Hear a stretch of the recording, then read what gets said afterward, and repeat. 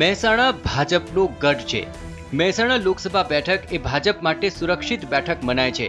જો કે આ બેઠક પર ભાજપ માટે કયા ઉમેદવારને મેદાને ઉતારવો તે માથાપચ્ચી બની છે।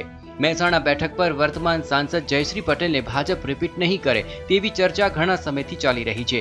ત્યારે મહેસાણા બેઠક પર ભાજપ એક મજબૂત પાટીદાર ચહેરાની શોધમાં છે। આ માટે પહેલા રજની પટેલ અને સીકે પટેલના નામની ચર્ચા ચાલી હતી, પરંતુ હવે એવા અહેવાલો છે કે છેલ્લી ઘડીએ જીવા પટેલનું નામ નક્કી કરાયું છે, જેથી હવે મહેસાણા બેઠક માટે જીવા પટેલ ભાજપના ઉમેદવાર બની શકે છે। જીવા પટેલ ગત વર્ષે સપ્ટેમ્બર મહિનામાં કોંગ્રેસ છોડી ભાજપમાં આવ્યા। ઉત્તર ગુજરાતના પાટીદાર સમાજના તેઓ અગ્રણી છે।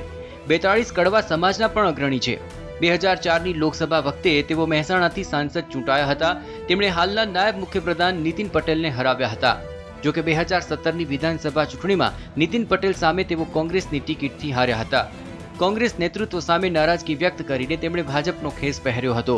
જો કે હવે ભાજપના સક્ષમ ઉમેદવાર તેઓ બની શકે છે।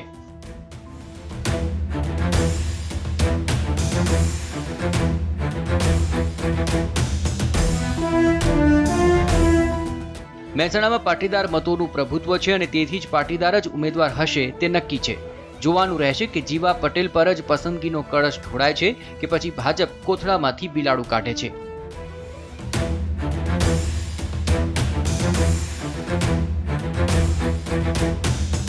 Bureau report TV9। TV9 ગુજરાતીની YouTube ચેનલને સબસ્ક્રાઇબ કરો અને બેલ બટન જરૂરથી દબાવો, જેથી દરેક વિડીયોના નોટિફિકેશન તમને મળતા રહે।